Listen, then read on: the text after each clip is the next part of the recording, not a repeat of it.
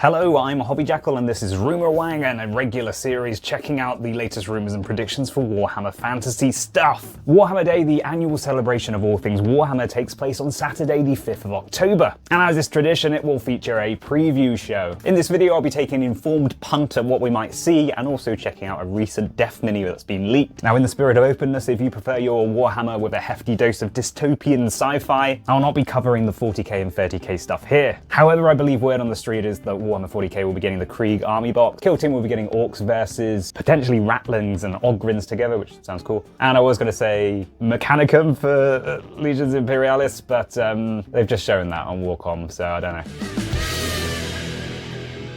So this video was a little bit delayed because I was on a caravan hole with two nippers in nappies, and if you're in a part of the world that makes no sense, basically like camping, but you rent a metal cargo crate in a field, which attracts rain, and it's great. We saw a seal pup called Maggot. So this video is split into 3 parts with chapters below, covering the Death Leak, Warhammer Underworlds, and Warhammer Age of Sigmar. Before moving any further, I'm going to touch upon my true love Warcry, which is surprisingly absent here. It could mean many things, including just that there's not anything that's going to be released soon, or they might be revealing it elsewhere. In terms of what is standard for Warcry releases, it's been all over the place, and they seem to be trying new stuff. So the first edition of Warcry, they released big boxes once a year for the 3 years it was around, including some other stuff in between. And for second edition, they released lots of boxes, kind of 1/4 of the year in the first year, and then in the second year we got these slightly smaller boxes, 2 warbands and a bit of terrain, and we're now entering the third and final year with the next edition arriving in summer 2025. And we haven't seen anything, so we don't know. Might go into Talaxis, we might see Skaven gutter runners, we have no idea. There's no solid rumours about this at all.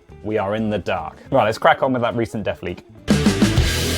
So in full respect to those of you that don't want to see leaked minis, I'll give a quick bit of information before showing it, and you can skip to the next chapter if you don't want to see it. So thanks to Wolfrey8890 on my channel who raised this in the comments, which was that a character called Othar the Half-King for Soulblight Gravelords had appeared on order sheets from Games Workshop. Now, upon hearing this, I did a quick Google and it appeared for sale all over the internet, which got me excited about a potential protagonist for Death, as we chatted about in my rumours video, and swiftly after, images of a Soulblighty character that appeared to kind of wear a crown and be half Soulblight white and half Nighthaunt did appear online, which kind of became a big clue that it was this model. So here it is on the screen at this point, and since then we've seen the actual box showing that it's a commemorative figure, which here throughout the year they sometimes link to store anniversaries, Warhammer Plus, all sorts of things. It'd be cool if it launched on Halloween. And on the reverse side of the box we see that it has an alternate head. I particularly like the little ghosty thing hanging on to his little skirt tails.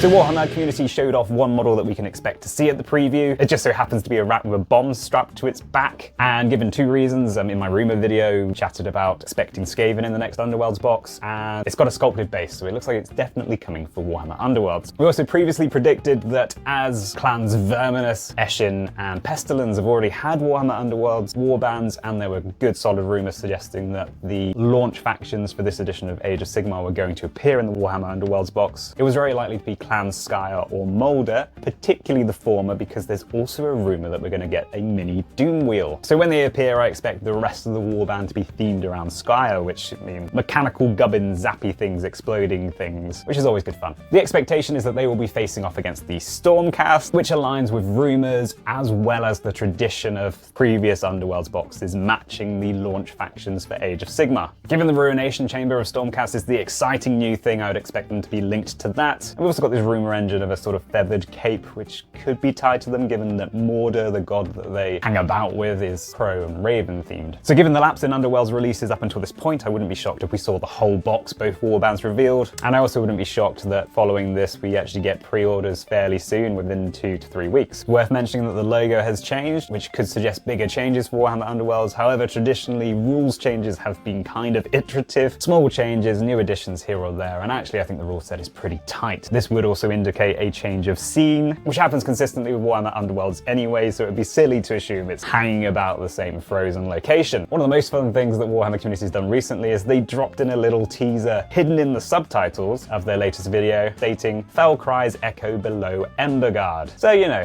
the location for Underworlds could be the sewers beneath Emberguard, or caverns, or something. That's in Akshi, and that's one of the focal points of the whole Vermin Doom narrative that's going on in Age of Sigmar at the moment. I'll finish up by saying the other thing we might see is a roadmap for Warhammer Underworlds, in which case we may see a Chaos or Order warband teased, and I covered these in my previous rumour video in more detail, but there are pretty reliable rumours suggesting that we're going to see Chaos Dwarves and Daughters of Cain at some point during this season of Underworlds. Exciting.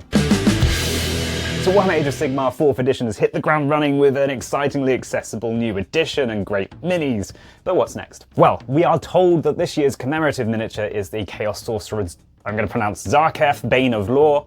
This could feasibly be a 40k mini, as they do have Chaos Sorcerers, but the last couple of Warhammer Day miniatures have been 40k themed, including last year's, which was a squat. And given, as we'll touch on in a minute, the next thing on the Age of Sigmar roadmap is Slaves to Darkness, it does feel like it ties in really nicely. Now, as I faff about a little bit editing these videos, you may already know the answer to this, so I'm either going to look like I'm right, or I've cheated and looked at it already, or I'm wrong and look like a numpty. So yeah, Slaves to Darkness are next on the roadmap, and what do we know? Well, actually very little, and there's little or nothing in the way of rumours from people with good track records. So it's all guesswork. However, we were pretty much told that we are going to get a Spearhead box focusing on the Dark Oath side of things, which makes sense because they're new miniatures and they're great. Aside from that, we can make some speculation based on track record of Games Workshop. Age of Sigmar and 40k, traditionally when releasing a battle tome, will release something new. And traditionally, for most factions, the minimum that has been a new hero character. So let's set our baseline there. We might get a hero character. Other ways of looking at releases and predicting what may come is to look at how much stuff they got recently. So they had quite a chunky release in terms of the Dark Oath. So it's reasonable to expect they may not be expecting a sizable update here. Two other good ways of looking at this are looking at what is resin in their current range. So if we were looking at Ogre War Tribes, for example, we'd instantly be going Butchers, Slaughtermasters, Yetis, there's a load of stuff that would be ripe for updating or replacing or simply removing. For the Slaves to Darkness, this isn't so much the case. In fact, I couldn't see anything made of resin in their current range. So another way of looking at it is, this is an army that crosses over with Warhammer the Old World, and Games Workshop has been going to extremes to separate those two ranges of miniatures. And by extreme, I'll give an example of the Night Goblins, which were released in 2006 for the 7th edition of Warhammer Fantasy Battles, were not released for Warhammer the Old World, and instead they released the multi-part Goblins from 1998,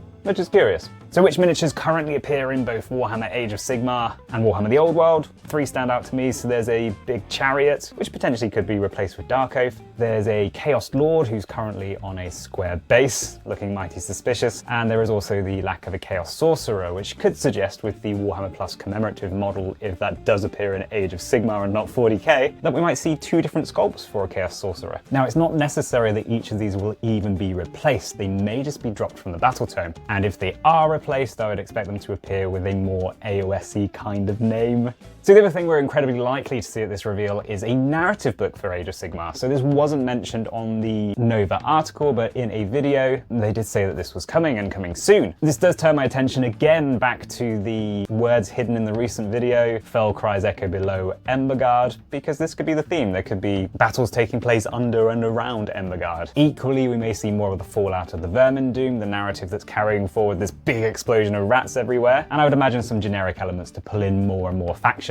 Given the Chaos focus, it does seem likely that Chaos are going to appear there, and there has been some artwork of the Dark Oath fighting Skaven, which would be quite neat given the battle tome release and everything that's going on there. The other thing that always springs to mind is the oldest existing rumor engine of a spider style potentially incarnate, which has no connection to any rumor or anything that we've seen here, but you never know, it's going to turn up at some point, so I may as well say it. If we see anything else at all, it might be a hint of something that's coming for destruction, as we know that Orruk War Clans and the Gloomspite are up probably sometime next, early 2025. And more speculation on what that might be in my rumor video if you've not already watched it. Right, so that's all from me. Thank you so much for watching. If you have enjoyed this, do feel free to like and subscribe. And cheers again, have a lovely day.